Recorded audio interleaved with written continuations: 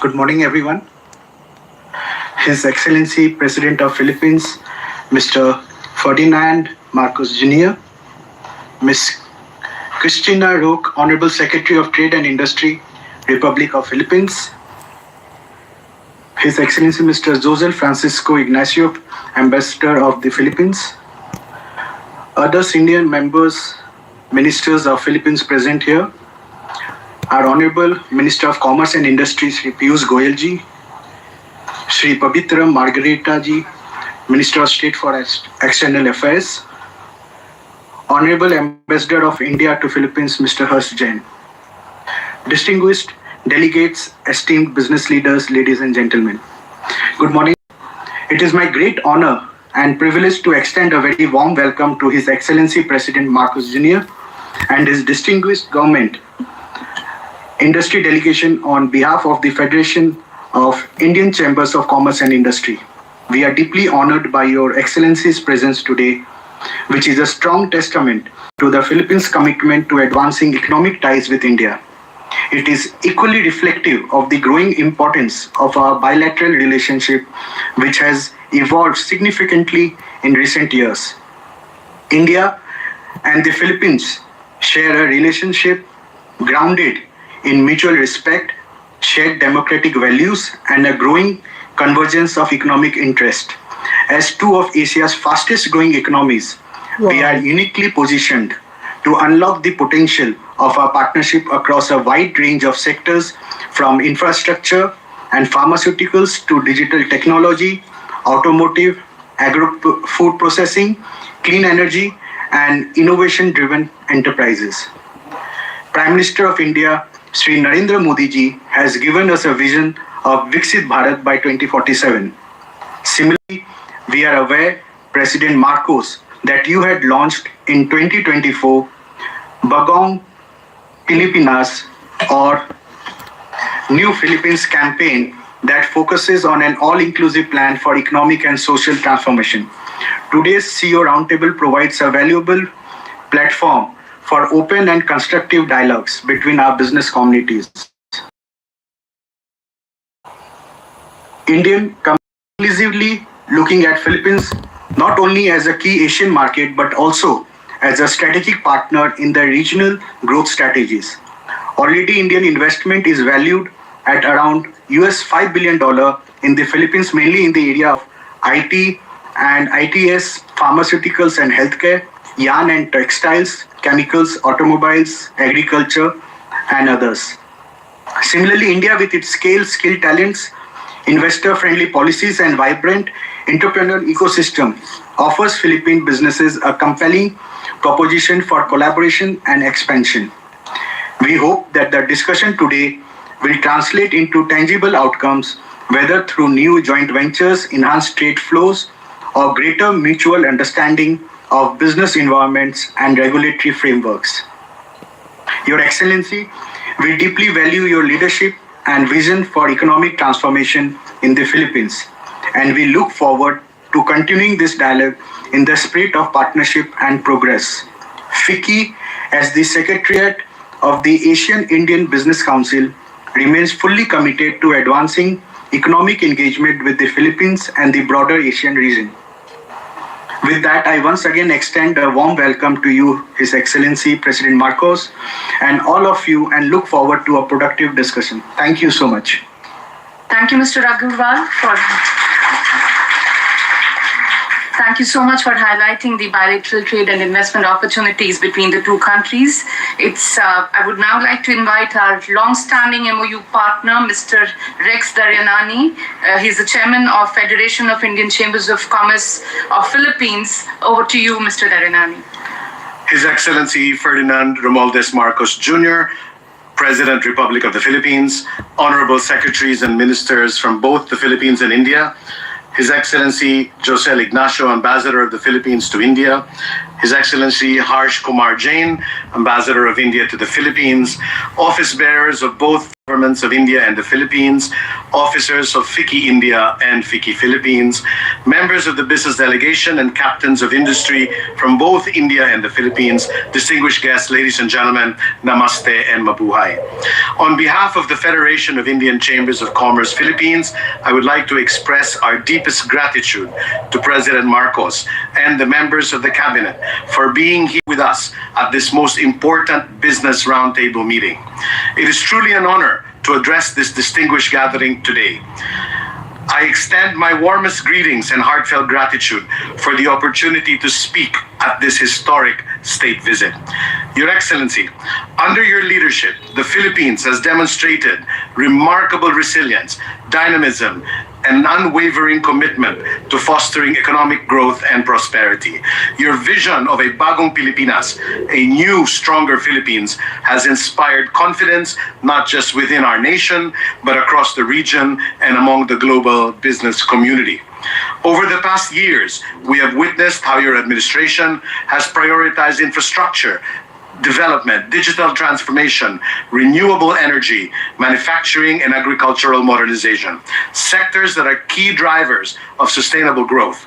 Your government's steadfast efforts to improve ease of doing business, streamline investment policies, and open new opportunities for foreign partnerships have created a fertile environment for investors. As a longtime participant and first-hand witness to the Philippines business landscape, I can confidently say the Philippines is not just open for business, it is ready for partnerships, innovation, and shared success. Wow. What makes the Philippines truly exceptional is not just its strategic location or its abundance of resources, but its people. Highly skilled, English-speaking, adaptable, and among the most hospitable in the world. Wow, For thank Indian you. investors and businesses, this creates a natural synergy. We share common values of hard work, entrepreneurship, spirituality, and strong family and community ties. This cultural closeness makes the Philippines not just a market, but a second home for Indian businesses. Today, the Federation of Indian Chambers of Commerce Philippines proudly represents hundreds of Indian enterprises that have established strong roots in the Philippines, ranging from IT, pharmaceutical, distribution, retail to renewable energy, business process outsourcing, and agribusiness, to name a few. These businesses have flourished not only because of market opportunities, but because of the transparent policies, government support, and the spirit of collaboration fostered by your administration, Mr. President. To the captains of Indian industry gathered here today, I stand before you, a living testimony that the Philippines is a place where investments do not just survive, they thrive. The government is a partner, the environment is business friendly, and the opportunities are boundless. Now more than ever is the time to explore and expand our economic ties with this great nation. Rest assured, our chamber shall be your partner in your journey as you discover and start to love our beautiful Philippines. I end with a call to action to all of us. Let us not only talk about opportunities today, but commit to shaping tomorrow together through bold investments, transformative partnerships, and shared innovation between India and the Philippines. I quote Dr. APJ Abdul Kalam, former President of India, Missile Man of India, who said, "Dream, dream, dream. Dreams transform into thoughts, and thoughts result in action." And from our very own Jose P. Laurel, former President of the Philippines, "No man can live, no nation can exist except in mutual aid and helpfulness, and with other men and other nations." Let the words and wisdom of these two great presidents be our driving force to move forward, together in unity, brotherhood, and one spirit, and take our relations to heights never reached before. We are ready. Thank you, Dhanyavad. Maraming salamat po. Mabuhay. Wow. Thank you so much. Indeed, a lot of commonalities and a lot of opportunities. Thank you once again. It's now my honor to invite Honorable Ms. Christina Roque, Secretary of Department of Trade and Industry of the Republic of Philippines, to deliver her remarks. Madam Secretary, the floor is yours. Namaskar. His Excellency President Ferdinand R. Marcos Jr., fellow members of the Cabinet, Ambassador Josel Ignacio of the Philippine Embassy in New Delhi, Honorable Shri Piyush Goyal, Minister of Commerce and Industry, Honorable Pabitra Margarita, Minister of State of External Affairs, Ambassador Harsh Kumar Jain of the Indian Embassy in Manila, distinguished CEOs and business leaders from the Philippines and India, ladies and gentlemen, a pleasant morning to all of you. On behalf of the Department of Trade and Industry, it is my distinct pleasure to welcome you to the Philippines-India CEO Roundtable. This roundtable convenes leaders who are actively shaping the future of Philippine-India economic ties. Your participation signals our shared commitment to translate opportunities into actions and our intentions into investments. Mr. President, today's discussions bring together companies from high-impact sectors including infrastructure, healthcare, clean energy, information technology, digital services, and electric vehicles. These are the industries that fuel economic growth and build more resilient, sustainable, and future-ready economies. To our esteemed Indian partners, we warmly welcome your expanding interest in the Philippine market. We view your companies not merely as investors, but as long-term partners in nation building. Our strategic location in Southeast Asia and preferential access to key markets through our extensive network of free trade agreements also makes us one of the most reliable partners. To our Filipino companies operating in India, we recognize your pioneering spirit in venturing into this vast and vibrant market. We understand the unique challenges of doing business abroad, and I assure you, the Philippine government stands firmly behind you. We are here to listen, to support, and to champion your interest. Mr. President, thank you for your unwavering leadership in championing our economic diplomacy. Your presence here today sends a powerful message of our government's commitment to fostering a more competitive, connected, and collaborative Philippine economy. Thank you once again for being here. Our sincere gratitude also extends to the Federation of Indian Chamber of Commerce and Industry for their invaluable support in the Department of Trade and Industry's effort to deepen our trade and investment partnership. Maraming salamat, Dhanyavad, and mabuhay. Thank you, Madam, for reaffirming, the opportunities that both countries have and the commitment that your country has been showcasing to work with us. It's now my honor to welcome Mr. Piyush Goyal, Honorable Minister of Commerce and Industry, Government of India, one of the most dynamic leaders we know we have worked with. May I request you, sir, for your remarks? Thank you very much.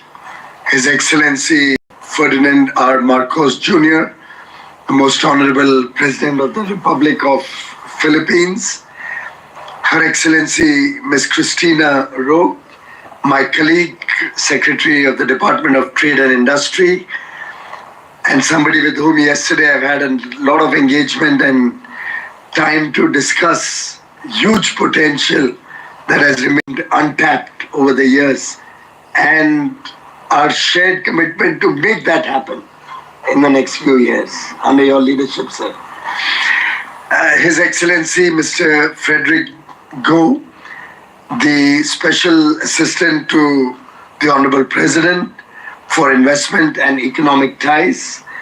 Of course, I've had some very private moments with him, trying to teach him how to eat pan. Thank you for your commitment to this partnership and the bright future that we both see before us for the Indo-Philippines relationship and friendship. Her Excellency Ms. Teresa Lazaro, the Secretary of Foreign Affairs, His Excellency Mr. Ralph Recto, Secretary of Finance, His Excellency Mr. Teodoro Harbosa, Secretary of Health, His Excellency Mr. Henry Aguda, Secretary Information and Communication Technology, both ambassadors, Ambassador Jed and Ambassador Ignacio, all the very, very distinguished captains of industry from the Philippines and India who have assembled here this morning. A very, very warm welcome to Honorable President, the largest delegation that has ever come to India of the cabinet, of the political leadership and the business leadership. Truly very, very exciting times ahead of us. Thank you very much, Mr. President, for your leadership and for this demonstration of the importance of the Philippines-India partnership. Your presence clearly affirms to all of us your commitment to elevating this economic engagement yesterday, which we have collectively elevated it to a strategic partnership. And as the Honorable Prime Minister said yesterday, India and Philippines are friends by choice, partners by destiny. We are celebrating 75 years of unwavering friendship, diplomatic relations, and can clearly see the huge potential before us in the years to come. Yesterday, there was also mention about our ancient ties, civilizational ties, our cultural and traditional ties. I believe Ramayana, our epic and something we all swear by. The Ramayana is known as Maharadhya Lavana in Philippines. And I think it very clearly resonates with our desire to act east, the Prime Minister's vision to strengthen the Mahasagar relationship. And I'm sure this visit will be a milestone visit, setting the agenda for very, very strong ties between the governments, between businesses, and between the people of our two nations.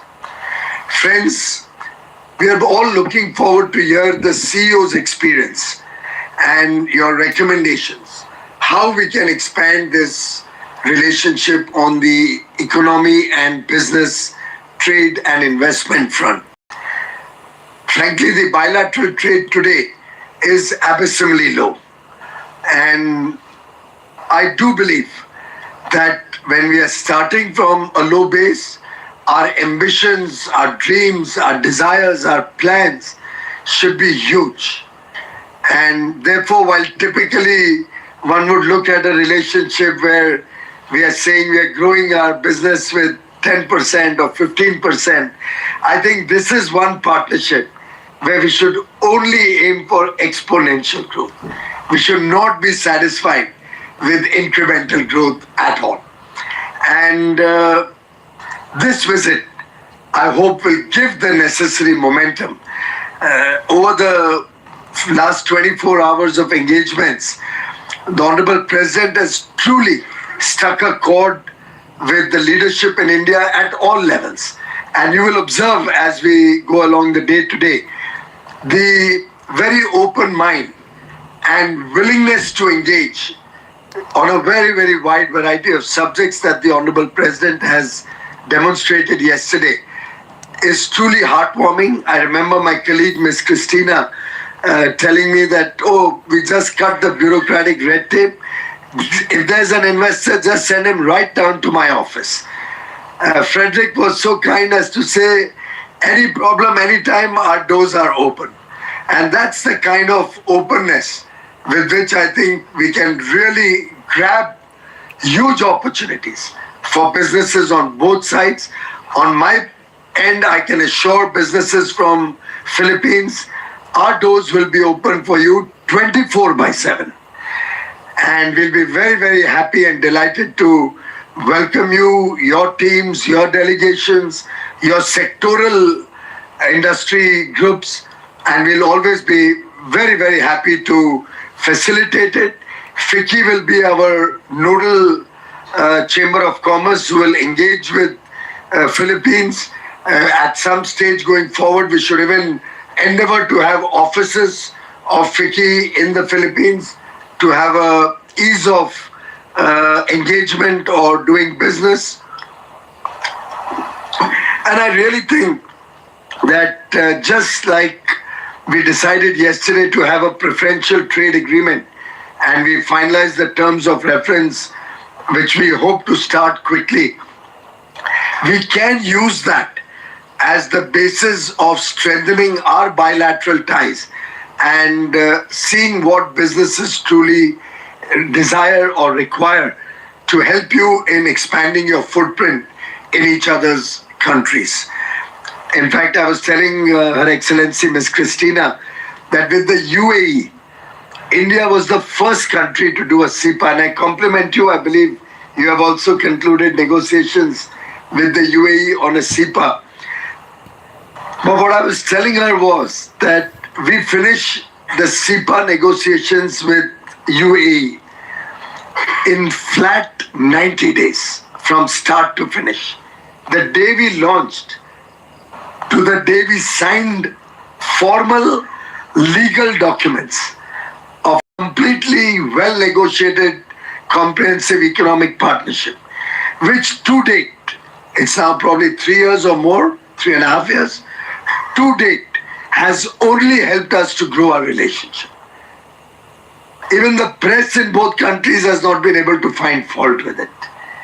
So it's possible that when we do things fast, we can do it efficiently and we can truly get outstanding results from that spirit of friendship, from that spirit of understanding each other's sensitivities and trying to look at the low-hanging fruits and expanding on areas of mutual interest rather than struggling on areas where we really don't have much potential. And I think sky's the limit, as Mr. Daryanani was saying. There's a lot of work we have ahead of us. The India opportunity is probably known to many of you. It's a $4 trillion economy, 140 crore, 1.4 billion young Indians, of course not as young as the Philippines. Their average age is only 25, which I discovered yesterday. And we are not too far behind. We are about 28.4. Together, this young population of Philippines and India can move mountains. Together, we can have transformational results in this partnership. And I think as we move towards becoming the third largest economy in the world in the next couple of years, as we take this economy from 4 trillion to 30 trillion, 35 trillion by 2047, which is our commitment to the people of India, for which the whole roadmap has been laid down. We would look at Philippines as our trusted partner, and we offer to you our friendship and our commitment to work jointly with you, sir, and together let us take both our economies to greater heights. Let us work together in areas of collaboration like healthcare, pharmaceuticals, information technology, science and innovation. Agriculture is another area where we can work together. I'm hoping that both our agriculture ministers will meet later today in the evening. There's a vast potential. There's huge excitement.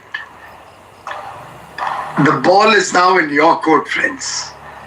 You have to live up to the political commitment, because ultimately it's the business world which has to act and which has to take this engagement to the next level.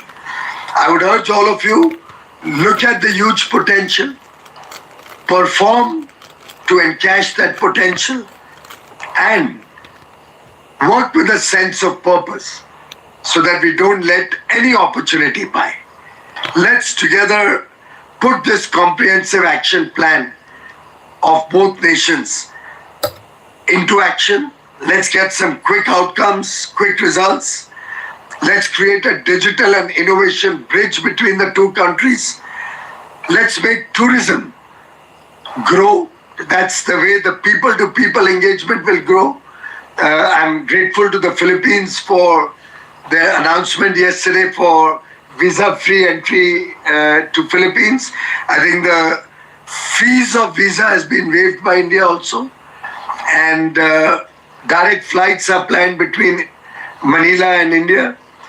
We are looking at the next frontier of this partnership from oceans to outer space.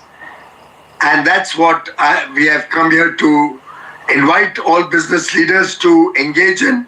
I am confident that the outcomes of today's engagement will contribute to our collective goal, India's goal of Viksit Bharat, a developed and prosperous nation by 2047, and the Honorable President's plan for economic and social transformation, Bagong Filipinas. Together, let this be the blueprint of our successful journey. Thank you very much, Mr. President.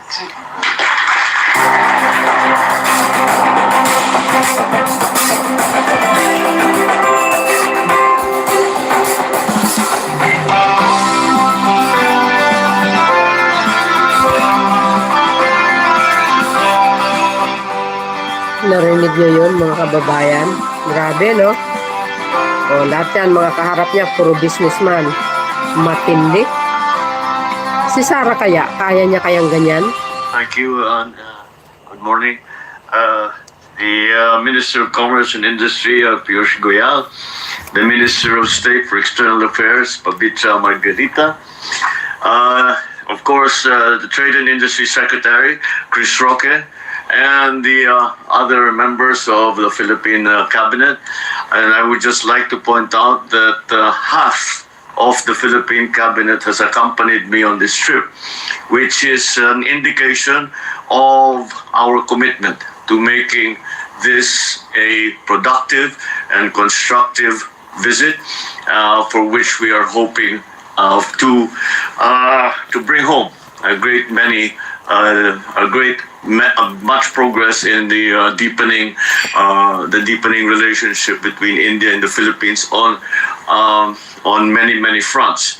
And as well, the number of cabinet secretaries with me indicates the areas of potential that we see, the multitude areas of potential that we see that we can surely develop between India and the Philippines. I would also like to greet the FICCI President, Harsha Vardhan Agarwal, and the FICCI Philippines Chairman, Rex Daryanani, and my friends and partners from the Philippines and from India, ladies and gentlemen, good morning. Namaskar. On behalf of the Philippine delegation, I wish to thank you all for coming to join us at the CEO Roundtable. And I would like to note, of course, and commend the Department of Department Industry and the Federation of Indian Chambers of Commerce and Industry for organizing this roundtable.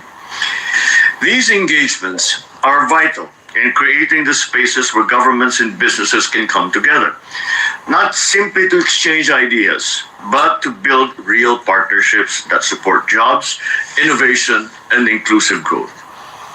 It is a pleasure to be in New Delhi today. My visit to this country is a reminder of the deepening friendship and shared aspirations between our two peoples. I am most grateful to be welcomed by your confidence in the Philippines and in the Filipino people. Our discussions today have demonstrated the strength of our strategic partnership, especially in trade and investment. It certainly shows how far we have come and how much more we can achieve if we continue to work together in a spirit of cooperation and shared prosperity. The Philippines and India are natural economic partners. We are two of Asia's fastest growing economies. We are powered by a youthful, skilled population. Moreover, we are both committed to building resilient, innovation-driven economies that deliver opportunities for our peoples. I am proud to share that our economy has sustained its growth momentum, recording a 5.7% GDP growth last year.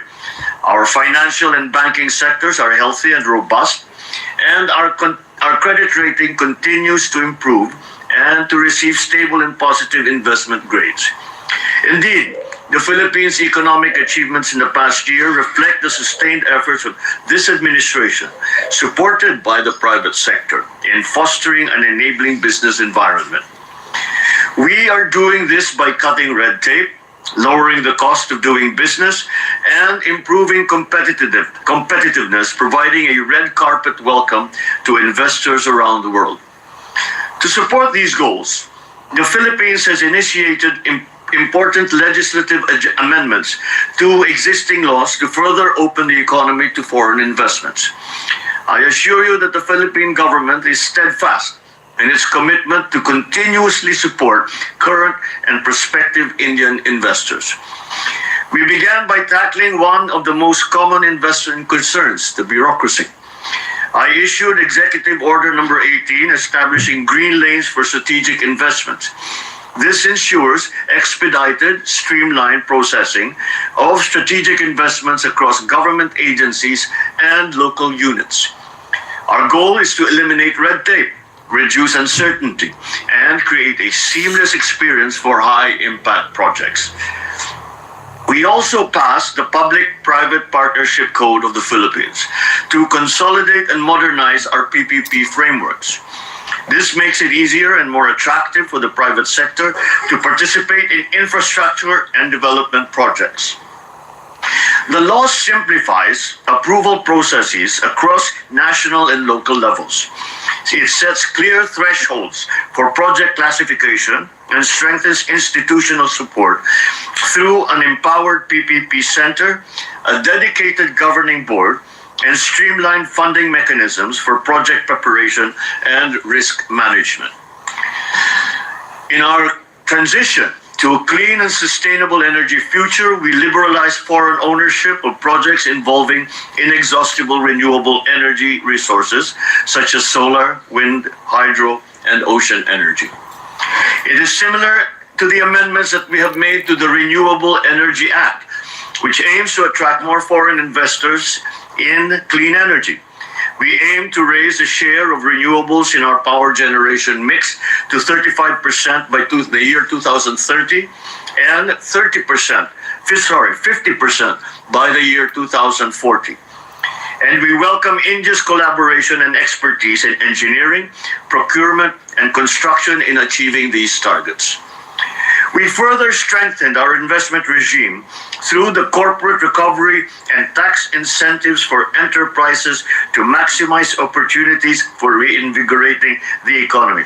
Trust a politician to come up with the tongue-tied title. So we just call it the Create More Act, which I signed into law in November 2024. Create More clarifies and expands value-added tax and duty incentive availment, simplifies and reduces the cost of doing businesses, enhances global tax incentives and competitiveness, and provides clear rules for transitioning registered business enterprises. These measures ensure that our fiscal incentives remain time-bound, performance-based, and transparent, while responding to the evolving needs of investors. I urge you to further engage the economic team to learn more about such benefits. Our investment environment is the most open and liberal that it has ever been. And because economic growth must rest on strong human capital, we also enacted the Enterprise-Based Education and Training Framework Act, or EBET. This law builds a structured pathway for collaboration between business and the academe, aligning training with industry demand and preparing our workforce for globally competitive careers. These reforms speak to our commitment to create a truly enabling environment for investors, including our valued partners in India. We are encouraged by the growing momentum in our bilateral trade, which reached $3.3 in 2024-2025, but which Minister Goyal and I agree is much too small and has a great deal for his exponential growth, as he has brought it up earlier. This reflects not only the dynamism of our economies, but also the strength of our complementaries and the value of sustained dialogue between our governments and business sectors.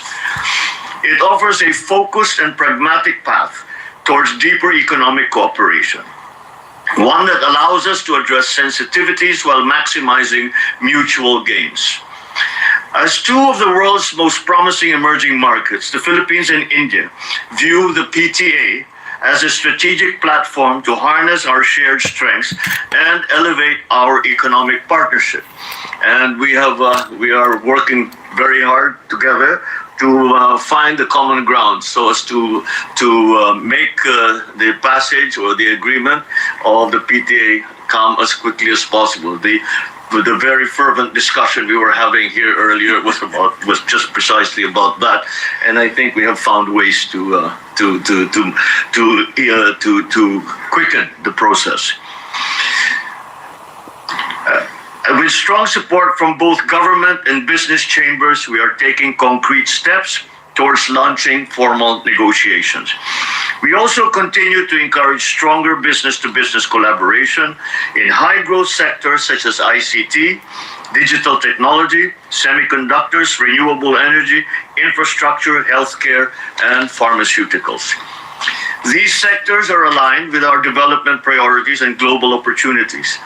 The central tenet of our plans for development in the Philippines is very much to regard our private sectors as partners in this development program. It is a fundamental policy shift in the Philippines. When I took office, and we immediately recognized that the government cannot do everything that we would like to achieve in the time that we have. And therefore, we look to the business sector, the private sector, to help us as full partners in that development. We recognize, and this is because we recognize that the government is good at many things, but there are other things that the private sector does better.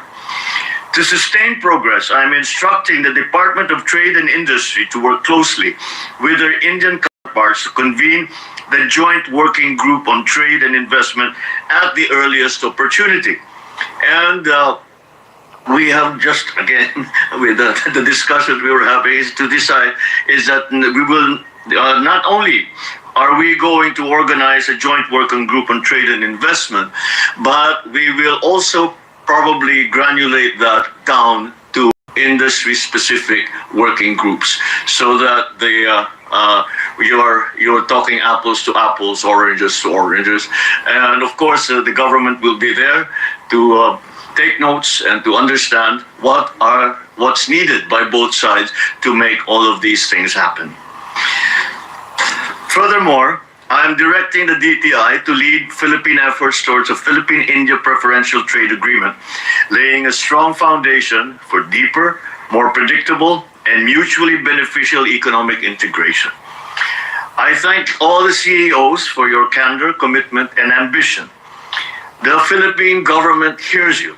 We are ready to act and will work closely with our Indian partners to translate your priorities into real opportunities. We are here not only to present to you the Philippines as an investment destination. We are also here to listen to you, and so that we in the Philippines know what it is that you require to bring that investment to the Philippines. Wow. Yan ang Pangulo. As we continue to position the Philippines as a prime destination for strategic investments, we remain guided by our commitment to make it happen in the Philippines, by creating the conditions for investors to succeed, to thrive, and to grow with us. We stand ready to welcome you to our tropical country so you may personally see what a globally competitive Philippines can offer. Let us seize this moment and write the next chapter of Philippine-India economic partnership, one that is more strategic, more inclusive, more ambitious than ever before. Let us build a future where our businesses are not just growing, but thriving together. Thank you. Maraming salamat. Dhanyavad.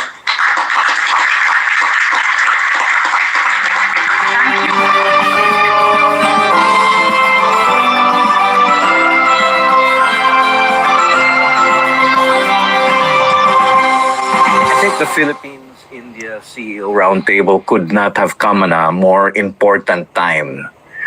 In the context of the IT BPM industry, India and the Philippines are the world leaders in delivering customer experience across many domains like banking, financial services, healthcare, technology to all our global customers. So I think there's a lot of ways to complement each other's strength.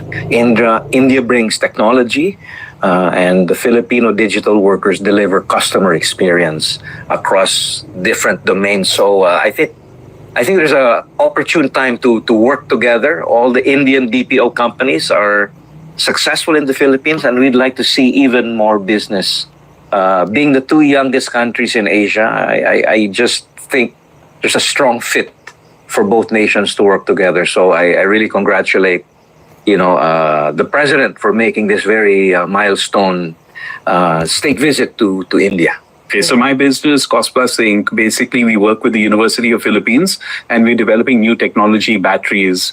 And we work with the National Electrification Administration and we've lit up more than 45,000 houses off-grid. But that's not the only thing we do. We also lit up a school off-grid, and the president was there for the inauguration of this school. So our goal is actually to light up maybe 2,000 schools and over maybe 300,000 or 400,000 houses. But that's not what we do. We're also interconnecting all these houses and we're providing them with eco-cooking and clean water to create what is really the world's first off-grid fully connected system for utility. It's the only one of its kind in the world, and it totally aligns with what the president wants to do, as he mentioned in the SONA, to light up 1 million houses. But it's not just lighting up houses, it's child development, women development, health development, it's overall development in the off-grid communities. So we feel very blessed to be part of this revolution. And that's not what we do. We were invited by the Trade and Industry, DTI, in Hong Kong, and we launched the world's first hydrogen bike. Wow. So it's going to be from the Philippines to the rest of the world. It's going to start commercial operations. Kawasaki doesn't have it, Toyota doesn't have it, we have it. It's a hydrogen bike. And we also have a fintech business because, all the projects that we do have carbon credits. So we're going to capture these carbon credits digitally, store it, and then give it back to the people so that the people can benefit from what we're doing.